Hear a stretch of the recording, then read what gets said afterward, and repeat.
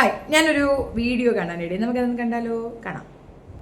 അപ്പൊ റിയാക്ട് ചെയ്യാണ്ട് പിന്നെ റിയാക്ട് ചെയ്യുന്നതിന്റെ ഉദ്ദേശം ഒന്ന് മാത്രമേ ഉള്ളൂ, ആളൊന്ന് നാട്ടിക്കാവുള്ളൂ. അല്ലാണ്ട് അവർക്ക് നഷ്ടപ്പെടും എന്നുള്ള ചിന്ത നേരത്തെ വേണം. അവരുടെ ബോഡിയാണ്, അവരുടെ കാര്യങ്ങളാണ്. അതെല്ലാം ഷെയർ ചെയ്തിട്ട് പിന്നെ കേസ് കൊടുക്കുന്നതിൽ കാര്യമില്ല. അല്ലെങ്കിൽ പിന്നെ ഓൺ ദ സ്പോട്ട് റിയാക്ട് ചെയ്യണം. ഇതെന്താ വിഷയം എന്നറിയാമോ? ഭർത്താവിനുണ്ടായിരുന്ന ഒരു കേസ്, അതിനെയും ഇതിനെയും കൂടെ ഒന്ന് ടാലി ചെയ്ത് തൻ്റെ ഭർത്താവ് ഈ ലോകത്ത് വെച്ച് ഏറ്റവും നല്ല മാന്യനാണെന്നും കൃത്യമാണെന്നും അവനല്ല തെറ്റുകാരനാണെന്നും പറയുന്ന ഒരു സ്ത്രീയാണ് നിങ്ങളിപ്പോൾ കണ്ടത്.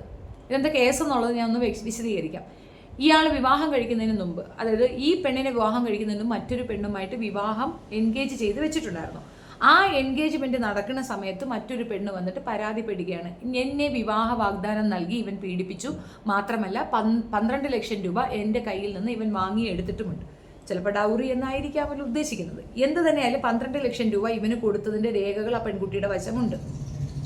ഇപ്പോൾ ഈ സ്ത്രീ ഇവൻ നല്ലവൻ എന്ന് പറയുന്നതിലുള്ള ഒരു വിരോധാഭാസമാണ് ഞാൻ ചോദിക്കുന്നത്. ഇപ്പൊ ഇവൾ പറയുന്നത് വെച്ചാണെങ്കിൽ വേടന്റെ കേസും ഇതും കൂടിയാണ് അവർ പറയുന്നത്. അതായത് വേടൻ അങ്ങനെ ഒരു പരാതി കൊടുത്തത് ശരിയാണോ, അല്ലെങ്കിൽ വേടനെതിരെ അങ്ങനെ ഒരു പരാതി ശരിയാണോ എന്നാണ് ചോദ്യം. അപ്പൊ അതിനുള്ള ഉത്തരമാണ് പുള്ളിക്കാരത്തി പറയണതെന്നാണ് ഞാൻ മനസ്സിലാക്കുന്നത്. അല്ല, അറിയാത്തോണ്ട് ചോദിക്കുന്നുണ്ട്. വേടന്റെ വിഷയം എന്താണ്? വേടനെതിരെ പരാതി കൊടുത്ത പെണ്ണ് പറഞ്ഞത്, എന്നെ അവൻ അബ്യൂസ് ചെയ്തു, എന്നെ അവൻ റേപ്പ് ചെയ്തു എന്നാണ് ആ പെണ്ണ് പറഞ്ഞിട്ടുള്ളത്. അപ്പോൾ ചോദ്യം എന്തായിരുന്നു? എന്താണ് സംഭവിച്ചത്? എൻ്റെ വീട്ടിലേക്ക് അവനെ ഞാൻ ക്ഷണിച്ചു, അവൻ വന്നു, ഞാൻ കിടക്കുന്നിടത്ത് അവൻ വന്നിരുന്നു, അവിടെ ഞാനൊരു ഉമ്മ തരട്ടെ എന്ന് ചോദിച്ചു, യെസ് തന്നോളൂ എന്ന് പറഞ്ഞു, ഉമ്മ തന്നു, പിന്നെ അവൻ അങ്ങോട്ട് ചാടി വീണു ചെയ്തു. ഇതാണ് അവൾ പറഞ്ഞിട്ടുള്ളത്. റേപ്പായിരുന്നു എന്ന് പറഞ്ഞു. എന്തുകൊണ്ട് പരാതിപ്പെട്ടില്ല അന്ന്?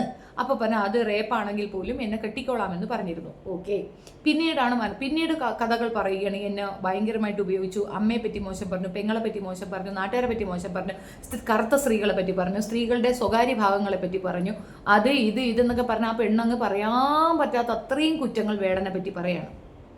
സംശയം ഉണ്ടാവുമോ ഇല്ലയോ? നീ വിവാഹം കഴിക്കാമെന്ന് സമ്മതിച്ച വ്യക്തിക്ക് ഇത്രയധികം കുറ്റങ്ങളുണ്ടെങ്കിൽ പിന്നെ നീ വിവാഹത്തിന് വെയിറ്റ് ചെയ്ത് എന്താ?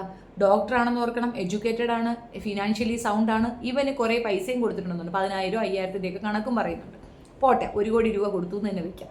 നീ പ്രണയിച്ചിരുന്ന സമയത്ത് നീ സ്നേഹിച്ചു കൊടുത്ത പൈസയാണ് എന്ന് തന്നെ വെക്കാം. അത് തിരിച്ചു കിട്ടണമെങ്കിൽ ചോദിക്കാം, ആ കാശ് കിട്ടണം, കിട്ടിയില്ല വെച്ചാൽ കേസുമായിട്ട് മുൻപോട്ട് പോകാം. പക്ഷേ അവൻ എപ്പോഴും വന്നിട്ട് വളരെ വൾഗറായി ബ്ലീഡിങ് ഉണ്ടാകുന്ന തലത്തിൽ നിന്നെ റേപ്പ് ചെയ്യാറുണ്ട് എന്ന് പറയുമ്പോൾ അത്രയും മോശപ്പെട്ട ഒരു ലൈഫ് വേണമെന്ന് ആഗ്രഹിച്ചുകൊണ്ട് മൗനമായിരുന്നത് ആരാണ്?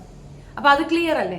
അതുകൊണ്ടാണ് ആ വിഷയത്തിൽ വേടനൊപ്പം എന്ന് പറഞ്ഞത്. കാരണം അത് ഉഭയകക്ഷി സമ്മതപ്രകാരം നടന്ന സെക്ഷൽ വൾഗാരിറ്റി തന്നെയാണ്. ആ സെക്ഷൽ വൾഗാരിറ്റിക്ക് ആ പെണ്ണ് സമ്മതമായിരുന്നു. അവൻ നഷ്ടപ്പെട്ടു പോകും എന്നുള്ളതിലല്ല അവിടെ ഈ വേദന പ്രകടിപ്പിച്ചത്. അവന് വിവാഹം നിശ്ചയിക്കപ്പെട്ടിട്ടില്ല, അവൻ വേറൊന്നും പറഞ്ഞിട്ടില്ല, എവിടെയും ഡിക്ലെയർ ചെയ്തിട്ടില്ല, അവനൊരു പാട്ട് പ്രസിദ്ധീകരിച്ചു എന്നതിനപ്പുറം വേറെ ഒന്നും അവൻ പറഞ്ഞിട്ടില്ല.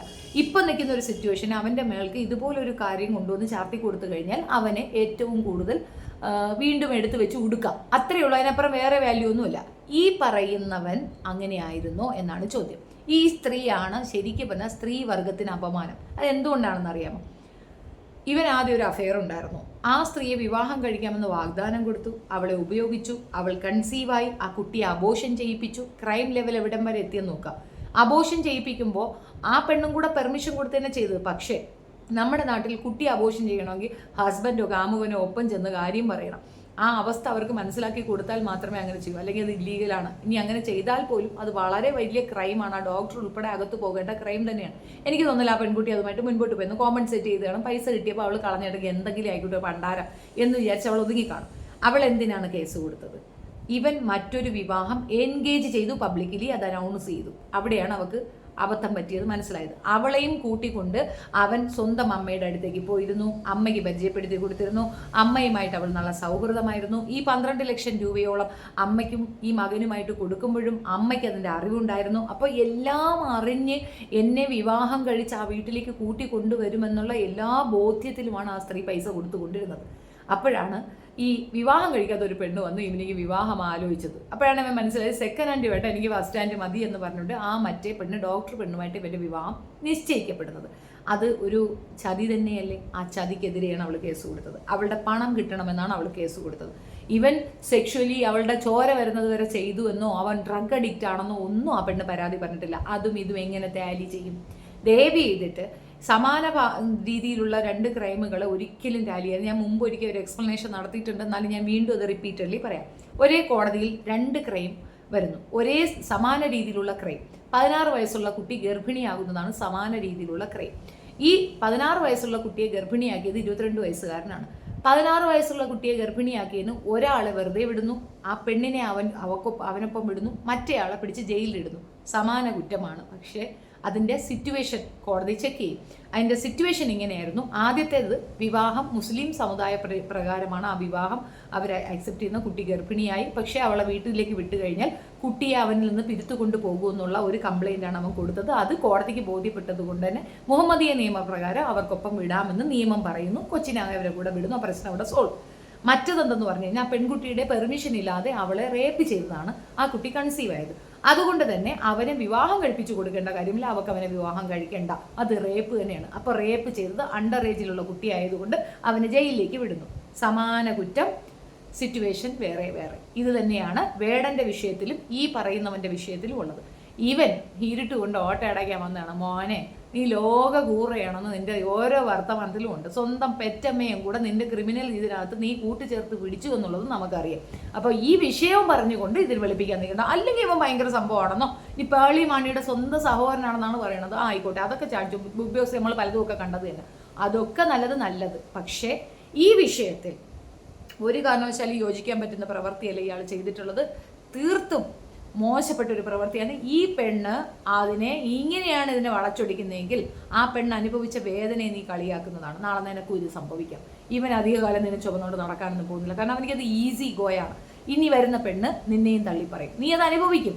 ആ മൗനമായിട്ട് ആ ചെയ്തതിന് അവളടുത്ത് പോയി പൊരുത്തം ചോദിക്കുകയാണ് വേണ്ട. കാരണം ഇവൻ ചെയ്ത തെറ്റിന്റെ ഫലം അനുഭവിക്കുക അവൻ്റെ വാരിസുകളാണ്, നിന്റെ മക്കളായിരിക്കും. നിനക്ക് അതിൽ കുട്ടികളുണ്ടാവുകയാണെങ്കിൽ ആ തെറ്റിന് പൊരുത്തം ചോദിച്ചാൽ നിനക്ക് നന്മ ഉണ്ടാവും എന്നതിനപ്പുറം ആ പെൺകുട്ടി ഇനിയും സാമൂഹ്യ മാധ്യമങ്ങളിലിട്ട് അലക്കാൻ നിൽക്കാതെ മര്യാദയ്ക്ക് ഇരിക്കുന്നതായിരിക്കും നല്ലതെന്നാണ് എൻ്റെ അഭിപ്രായം. നിങ്ങളുടെ അഭിപ്രായം കമൻറ്റിൽ രേഖപ്പെടുത്താം. എനിക്ക് ബോധ്യപ്പെട്ട കാര്യം ഞാൻ പറഞ്ഞു എന്നേ ഉള്ളൂ.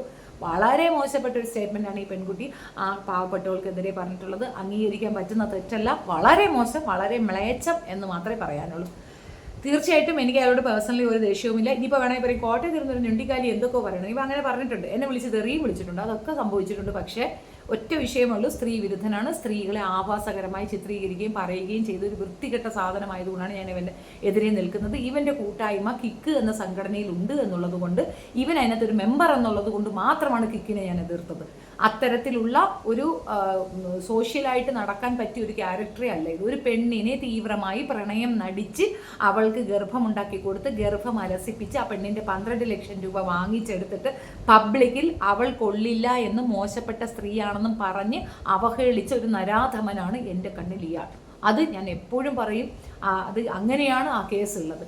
അത് തേച്ച് മാച്ച് കളയാൻ ആ 12 ലക്ഷം രൂപ തിരിച്ചു കൊടുത്താൽ മതി. അവിടെ ഒരിക്കൽ പോലും ആ പെണ്ണ് റേപ്പ് ചെയ്യപ്പെട്ടു എന്ന് പറഞ്ഞില്ല. ഉഭയകക്ഷി സമ്മതപ്രകാരം തന്നെയാണ് നടന്നത്. പിന്നെ പറയാത്ത എന്തെന്ന് ചോദിച്ചാൽ അവൾ പറഞ്ഞിട്ടുണ്ട് അവൻ വിവാഹം കഴിക്കുന്നു, അവൾ കുറച്ച് വിശ്വാസമുണ്ടായിരുന്നു.